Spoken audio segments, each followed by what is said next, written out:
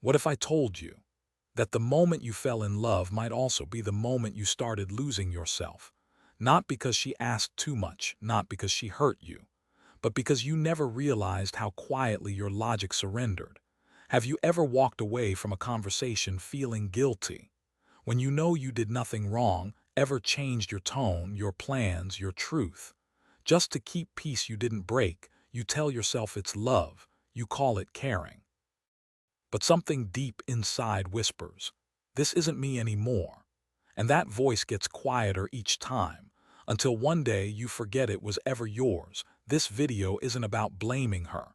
It's about understanding the hidden war inside you, the one between your mind and your emotions, the one between who you were and who you're slowly becoming. There's a reason you're still here, and something tells me this might be the moment you finally see it. Ethan Miller looked like a man who had it all figured out, smart, focused, calm under pressure. People often said he was one of the most logical men they'd ever met. He never made impulsive decisions, he always had a plan. And in every room he entered, he brought this quiet confidence that made others feel like things were under control. At work, he led with precision.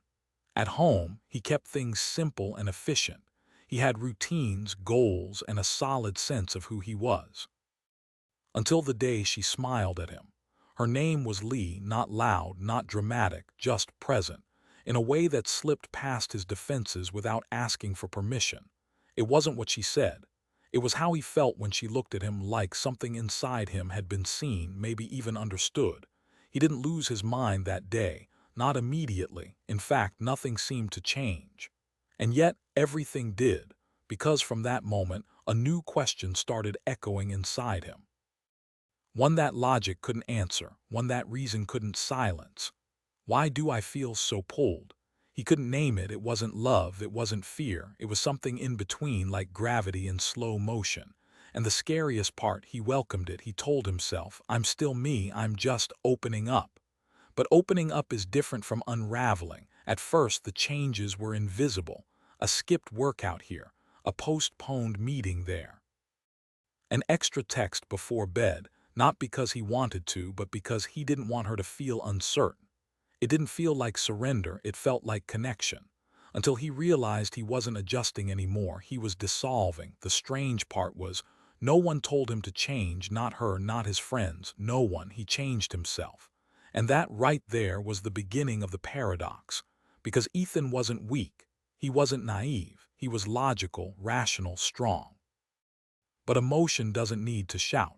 It just needs to whisper at the right time in the right place, and reason slowly starts folding in on itself. There's a danger in believing you're unshakable, because it's not the earthquake that breaks you.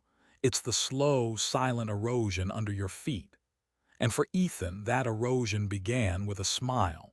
The shift was so quiet, he didn't hear it happen. At first, it was beautiful.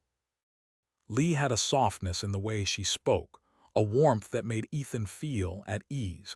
She didn't challenge his decisions. She didn't raise her voice. She just listened with those eyes that seemed to say, I see more than you're telling me. It felt like peace, like finally someone got him. And for a man like Ethan, used to solving problems with logic, not emotion, that felt like safety. He'd never been the overly expressive type. But with her, he found himself opening doors he didn't even know were locked. He shared childhood stories, his insecurities, his quiet fears about never being enough. She listened. She never interrupted. She simply placed her hand on his and said, I'm here. That's all it took, that gentle presence. And slowly, Ethan began to bend. He started rearranging his schedule to match hers, skipping his weekend runs because she wanted brunch, answering texts in the middle of meetings just to avoid making her feel ignored. He didn't see it as a sacrifice, he saw it as love.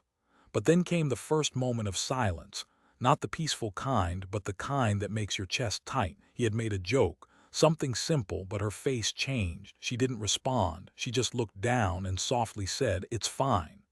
But it wasn't fine, he felt it instantly. The air got thicker, his thoughts scrambled. Did I say something wrong? Should I apologize? Is she hurt? He started explaining, backpedaling, trying to fix something he couldn't even define, and that's when it began, the shift from leading to reacting. Because Lee didn't demand anything, she didn't accuse, she just made him feel off balance, and that feeling, subtle, invisible, was more powerful than any argument. Ethan's logic was intact on paper, but inside he was changing shape to fit what he thought she needed. And she hadn't even asked him to. That's the paradox. It's not that love weakens a man. It's that his desire to protect love makes him weaken himself. He gives more, adjusts more, thinks less for himself and more for how she might feel. And the scariest part, he calls it love. He celebrates it, even as it pulls him further from who he used to be. Have you ever done that? Started with strength and slowly, lovingly, handed it away. If that speaks to something in you, you're not alone. You're just finally starting to notice what's been whispering beneath the noise. And that whisper is about to get louder. It started in small places, subtle corners of his life where Ethan used to stand firm, now felt negotiable. He used to go to the gym every morning at 6. Now he waited for her texts before deciding what his day looked like. He used to journal at night to clear his mind. Now he scrolled back through conversations, rereading her words, wondering if he missed something. Not because she asked him to, but because his inner compass had shifted direction and she had quietly become north. He began to second-guess himself, not in big decisions but in the smallest ones, what to say, how to say it, whether silence was better than honesty. He used to walk through life with purpose. Now he moved with caution. Every moment became a calculation. How will this make her feel? Every word ran through a filter, not of truth, but of potential reaction. It didn't happen overnight. It was erosion, not collapse. Like a rock by the sea, slowly carved by waves it never saw coming. He apologized for tone, not content. He explained jokes that were never meant to hurt. He gave up arguments before they even began. He was still Ethan, but diluted. The man who once valued clarity was now living in fog. The man who once made decisions with confidence now delayed everything. To avoid tension, the irony, Lee never shouted, never slammed a door, never threatened to leave. She just withdrew, went quiet, looked disappointed, and Ethan felt like a criminal. He found himself fixing emotions that weren't his to fix, calming storms he didn't create, offering solutions when no one asked. Because inside something whispered, if she's not okay, I must be the problem. That's when logic leaves the room, not because it's wrong, but because guilt walked in louder. And when guilt becomes the lens you see through, every action feels like a potential mistake. Every breath feels like a negotiation. And identity becomes a compromise. He thought he was being kind. He thought he was being emotionally available. But what he was really being was rewritten. Not by her hands, but by his own willingness to erase what made him whole. He'd sit in silence, not for peace, but for fear. He'd smile, not from joy, but from obligation. And slowly the man who once knew himself forgot how he got here, not because someone took control, but because he kept giving it away, not out of weakness, but out of love unguarded. And that's the cost no one warns you about, the cost of not noticing, the erosion you don't see. Ethan used to believe love made you more of who you are, that it should sharpen your vision, deepen your focus, strengthen your sense of self. But lately, he felt like a ghost of his own life. He still smiled, still said the right things, still showed up. But underneath it all, something was missing, not from the relationship, but from himself. He couldn't name the moment it began. There wasn't a fight, there wasn't betrayal, just a slow fading of clarity. He'd be talking to friends and catch himself holding back. He'd feel something deeply, then second-guess whether it was too much. He started asking himself questions that once felt foreign. Is it okay if I say this? Will she take it the wrong way? Maybe I should just let it go. But it was letting go. It was letting go of himself. He called it maturity. He called it growth. But in truth, he was managing her comfort more than his own truth. He used to speak with certainty. Now he measured each word against an invisible scale of emotional cost. And slowly, the man who once led his life began to follow it instead. Love didn't ask for this. Lee didn't demand it. But his need to be good became a silent contract of self-erasure. He started anticipating moods.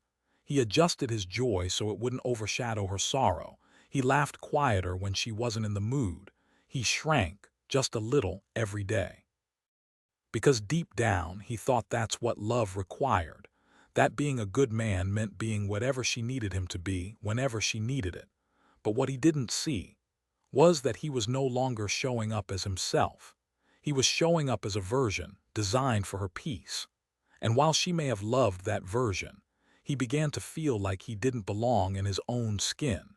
Have you ever loved someone so much, you stopped noticing how much of yourself you stopped bringing?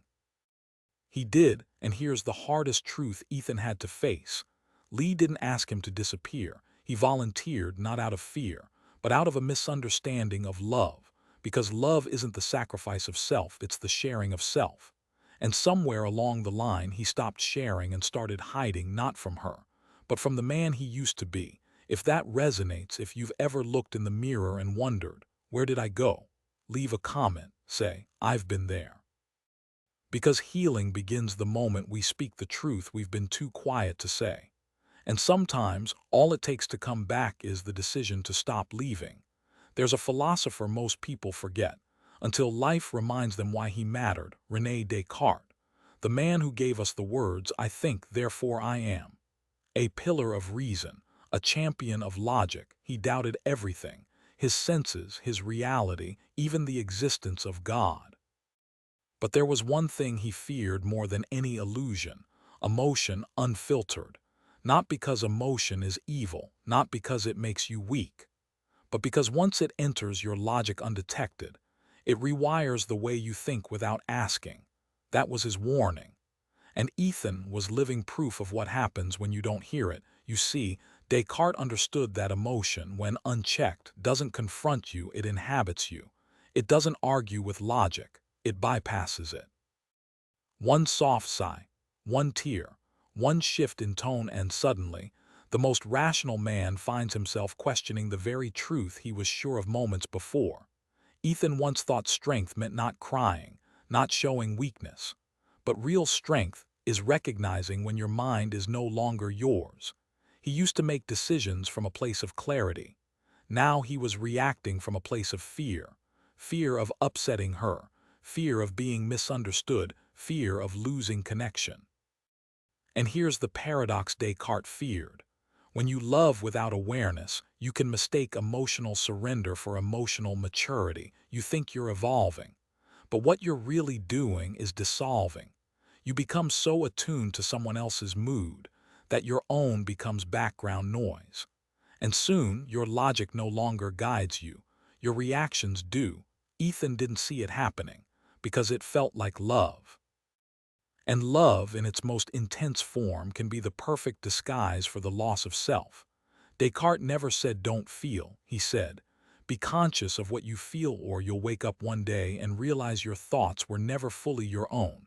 Ethan was starting to see it, the patterns, the rewrites, the way he'd been reshaping himself out of emotional obligation, not out of truth.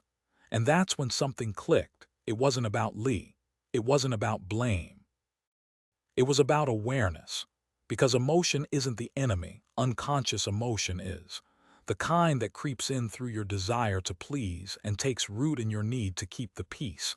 That's what Descartes feared, not tears, not love, but the quiet, subtle power of emotion when you forget to filter it through reason. And for Ethan, this realization wasn't the end. It was the beginning of asking, what's truly mine in here? What have I adopted without question?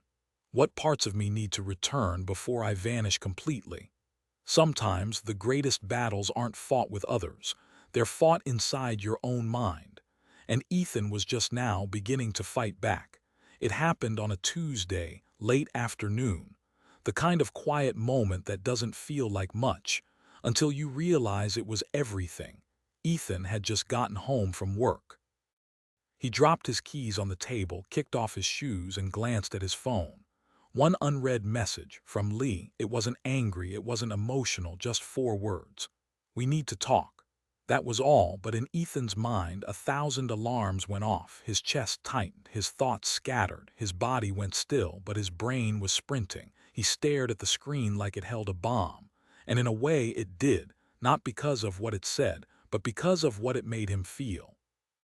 Panic, guilt, uncertainty. He replied immediately. "Of course, everything okay." No response. Minutes passed, then more. And every second of silence wrapped tighter around his ribs. He couldn't focus. He paced the living room, replayed their last conversation. Did I say something? Was I distant? Did I miss a sign? That's emotional leverage. It doesn't accuse, it activates. Lee didn't need to yell, didn't need to blame. All she had to do was pull back, and Ethan collapsed inward. He tried to prepare for the talk, ran through scenarios, wrote mental scripts for every possibility, not to stand his ground but to avoid upsetting her. By the time she walked through the door, he was already apologizing, and she hadn't said a word yet. That's when he knew he wasn't responding to her. He was reacting to the feeling of not being in control of her emotion. And that feeling, more than love, more than fear, had become his compass. When she finally spoke, it was about something small, a moment he'd forgot, a tone he didn't mean, a reaction she didn't like, and instead of explaining, he folded. "I'm sorry. You're right. I'll do better." Not because he believed he'd done wrong, but because he couldn't bear the weight of her disappointment. That's emotional erosion. You don't need abuse. You don't need chaos. You just need enough moments like this, where you rewrite your truth to avoid discomfort, where your logic stands in the corner while your emotions run the meeting, where you begin to fear feelings, not just hers but your own. Ethan didn't realize how often this happened.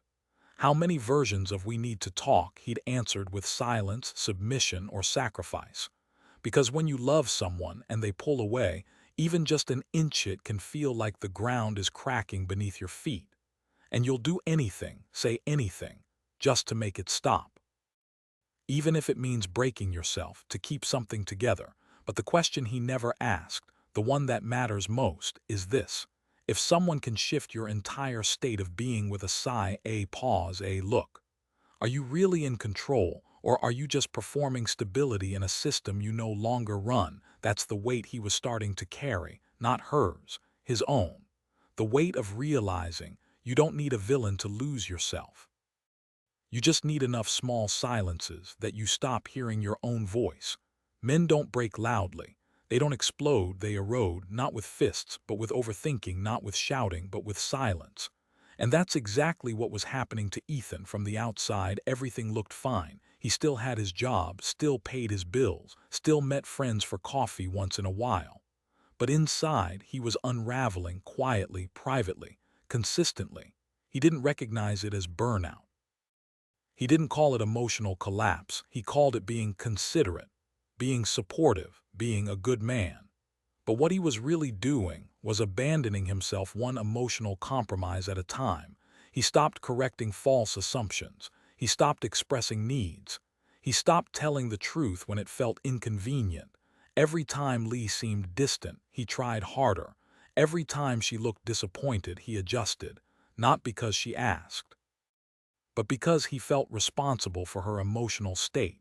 And that sense of responsibility became his prison. He believed if she was okay, it was because he failed. If she was upset, it must be something he did. If she was silent, he had to fix it, so he kept showing up exhausted, resentful, confused, but always smiling, because he didn't want to be that guy. The one who complains, the one who blames, the one who walks away when things get tough. He told himself this was strength, this was endurance, this was love, but deep down he felt hollow.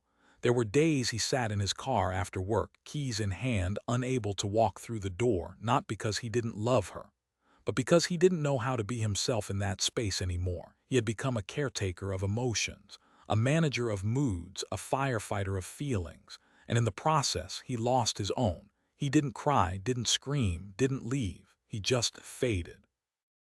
A little less present each day, a little less sharp, a little less him. That's how men fall, not in a moment of weakness, but in a series of small surrenders. They stop asking, "Is this right for me?" and start asking, will this keep the peace? They stop living and start managing expectation, managing reactions, managing the emotional weather of the relationship like it's a storm they're responsible for calming. And no one sees it because they keep showing up. Because they don't complain, because they're strong. But strength without clarity is just quiet suffering. And Ethan, he was suffering, not because Lee was cruel, not because the love wasn't real, but because he had never been taught how to stay grounded when emotions got loud. He didn't know how to say, "That's yours, not mine." He didn't know how to feel deeply without drowning. He didn't know how to stay present without disappearing. So he kept pretending everything was fine, until one day he didn't recognize his own thoughts anymore. And that's the real danger, not heartbreak, but identity loss, not arguments, but the quiet rewriting of your mind. And it never happens all at once, just a slow erosion of logic masked as love, packaged as care, and sold to men as responsibility. But responsibility without boundaries is self-destruction in disguise, and Ethan was finally starting to see that. It didn't happen overnight, but it did happen. Ethan reached a point where he couldn't ignore the voice anymore. That small, quiet whisper in his chest that kept asking, "Where did you go?" He started to see the patterns, not just in Lee, but in himself, the way he filtered every response, the way he avoided tension like it was fire, the way he bent not for compromise but for survival. He wasn't living, he was managing. And the truth hit harder than any argument ever could. He had traded clarity for comfort. That realization didn't come with drama, no yelling, no slamming doors, just stillness and a single decision. I can't keep losing myself to avoid losing someone else. So he changed, not everything, just the one thing that mattered most, his center. He started small. He went back to his journal not to write about her, but to write about him, what he felt, what he wanted, what he feared. Not to fix anything, just to remember. He reconnected with the things that made him feel alive: morning runs, quiet time, evenings without explanation. He began drawing a line not between him and Lee, but between his responsibility and hers. He stopped apologizing for things he didn't do, stopped filling in silence with assumptions, stopped performing emotional safety at the cost of his own peace. It wasn't easy. The first time he said, "I need space," he felt like he was betraying her, but he wasn't. He was finally being honest. And honesty, real honesty, is the foundation of any love worth building. Lee didn't leave, she didn't rage, she noticed, she asked, "You feel different, what changed?" And for the first time, he didn't lie to keep her comfortable. "I started paying attention to myself again," he said. "I'm not pulling away, I'm just coming home." She didn't fully understand. But that was okay. He wasn't doing it for her to understand. He was doing it because he had to. This wasn't about blame, it was about balance. He realized love shouldn't cost you your voice. Compassion shouldn't silence your clarity. And presence shouldn't mean absence from yourself. He didn't need to become cold, he needed to become clear. And clarity isn't loud, it's steady. It's rooted. It's the quiet confidence that says, "I can love you deeply, but I will not abandon myself to do it." He built a mind fortress, not a wall, a foundation, a space where he could feel without folding, care without collapsing, hold space without losing shape. That was his turning point, not a dramatic break, but a steady return to breath, to boundaries, to being Ethan, whole, present, and finally home. And maybe that's where strength truly begins, not in how much you carry, but in how much you refuse to lose, even for love. The second time Ethan fell in love, it felt different, not weaker, not colder, just clearer. Her name was Maya. She didn't rush him, she didn't pull him out of his rhythm, she met him in it. Their first conversation wasn't electric, it was grounded. The kind where silence wasn't awkward, it was respected. He didn't feel the urge to impress, or to manage her emotions. He didn't feel the familiar pressure in his chest, the one that whispered, "Be what she needs, not what you are." Instead, he felt still, not because she was simple, but because he wasn't performing. He said what he meant, she listened. And when she didn't agree, she said so. And that was the moment he realized something. He wasn't afraid of conflict anymore, because he wasn't afraid of being misunderstood. He trusted himself enough to be seen fully, even if it meant being questioned, even if it meant being challenged. He no longer built his worth on her reactions. He built it on his own consistency. With Maya, there were no emotional landmines, no silent punishments, no games. She felt deeply, spoke freely, held her space, and let him hold his. And that mutual grounding felt more intimate than any intense, chaotic love he'd known before. He still felt deeply, still cared deeply. But he no longer confused emotional fusion with emotional closeness. He had space in his day that belonged only to him, time to move, to reflect, to exist without checking in every 5 minutes. And when Maya asked, "What are you thinking?" he didn't freeze, he answered not to please her, but to share willingly from a place of choice, not pressure. She didn't complete him, she didn't fix him, she didn't save him. She simply met the man he had worked to return to. And that was enough, because he knew now more than ever that love isn't about emotional rescue. It's about two people walking beside each other, not one carrying the other through emotional storms. He could hold her when she was hurting, support her when she was lost, but never at the cost of disappearing again. And she respected that, not because he demanded it, but because he modeled it. Love, real love, isn't loud. It's honest. It's balanced. It breathes. Ethan was still human, still made mistakes, still caught himself now and then defaulting to old patterns. But now he paused, breathed, reflected. He didn't spiral, he didn't fold, he stayed present, and that was the difference. This time he didn't lose himself. He brought himself fully, not as a reaction, but as a choice. Because love built on clarity doesn't blur who you are, it amplifies it. Reason is not cold, it's not detached, it's not the enemy of emotion. Reason is protection. It's the anchor that holds you steady when the storm of feeling rolls in. For Ethan, that lesson took years to learn, and it wasn't taught through books. It was taught through breaking, through bending, through coming back to himself piece by piece. He used to believe that love meant giving everything. Now he knows. Love means giving what's true, not what's safe, not what's convenient, not what keeps the peace at the cost of your own. Your mind, your clarity, is your crown, and you must guard it like a king, because without it you're not loving, you're reacting, you're not building, you're bracing. And the saddest part, most men don't realize it's happening. They think being silent is strength. They think not expressing pain is maturity. They think sacrificing identity is loyalty. But none of that is love. That's surrender dressed as commitment. And the world doesn't need more surrendered men. It needs grounded ones, men who can feel without folding, speak without attacking, stand without apologizing for existing. This doesn't mean you go numb. It means you become conscious. You learn to hear the emotional noise and still find your signal. You learn to sit in discomfort and still choose your direction. You learn to love deeply, but never at the cost of truth. That's not selfish. That's sacred.